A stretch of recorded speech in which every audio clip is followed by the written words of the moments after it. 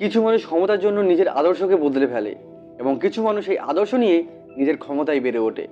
হ্যাঁ, আজ আমি শোনাবো এমন একজনের গল্প যিনি সংসারের জীবন ছেড়ে সন্ন্যাসী নিয়েছিলেন, কিন্তু সন্ন্যাস জীবন তাকে বেশি দিন সুখ দিতে পারেননি। তাই তিনি রাজনীতিতে যোগ দেয় এবং তিনি ভারতের অন্যতম নেতা হয়ে ওঠেন। আজ আমি বলবো যে আদিত্যনাথ যোগী সন্ন্যাস জীবন ছেড়ে কেন রাজনীতিতে যোগ দিলেন এবং কেন এবার সে ভারতীয় রাজনীতির বিজেপি পার্টিকে বেছে নিলেন। তো চলুন শুরু করা যাক।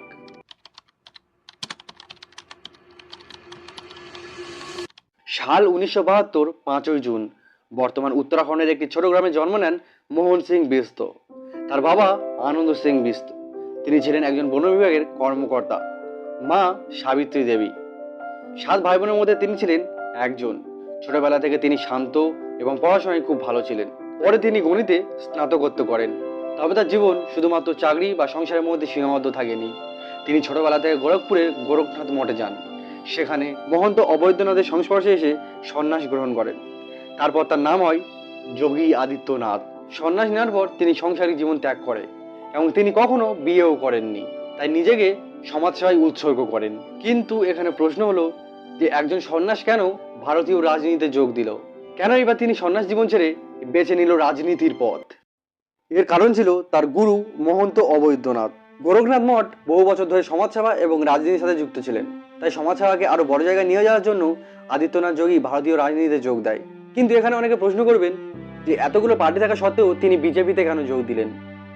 তো শুনুন, তিনি এবং তার গুরু মনে করতেন যে যদি কোনো পার্টি জনসেবাকে উপর স্তরে নিয়ে যেতে পারেন তাহলে সেটি হলো একমাত্র বিজেপি। তাই তিনি 1998 সালে বিজেপির প্রার্থী হিসেবে গোরখপুর থেকে প্রথম লোকসভা নির্বাচন লড়েন এবং জয়ী হন। তখন আদিত্যনাথ যোগীর বয়স ছিল মাত্র 26 বছর।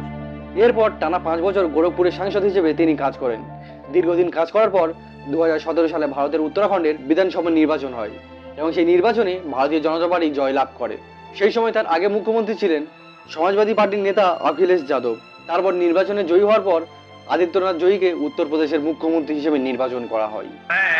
आदित्यनाथ योगी ईश्वर की शपथ लेता हूं कि भारत के संविधान के प्रति सच्ची श्रद्धा और निष्ठा रखूंगा। এবং এখান থেকে শুরু হয় তার রাজনীতির জীবনে কঠিন পথ চলা। মুখ্যমন্ত্রী হওয়ার পর তিনি দেখেন সরকার এবং পুলিশের মন নিয়ে বহু জায়গায় দাঙ্গা, মারপিট, তোলাবাজি, জমি দখলের মতো সমস্যা দীর্ঘদিন ধরে চলছিল। তাই তিনি জিরো টলারেন্স নীতি গ্রহণ করেন। জিরো টলারেন্স নীতি হলো অপরাধের ক্ষেত্রে কোনো ছাড় নয়, অপরাধী যতই প্রভাবশালী হোক না কেন তার বিরুদ্ধে কঠোর আইন প্রয়োগ করা হবে।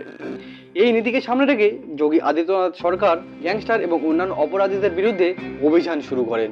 পাশাপাশি নারী নিরাপত্তা বাড়ানোর জন্য বিভিন্ন উদ্যোগ নেওয়া হয় এবং সরকারের মতে এই অভিযানে অনেক অপরাধীকে গ্রেপ্তার করা হয় এবং অনেক মাফিয়ার অবৈধ সম্পত্তি ভেঙে বাজেয়াপ্ত করা হয় এবং আইন শৃঙ্খলার উন্নতি ঘটে। তবে এই নীতিকে ঘিরে অনেক বিতর্কও রয়েছে।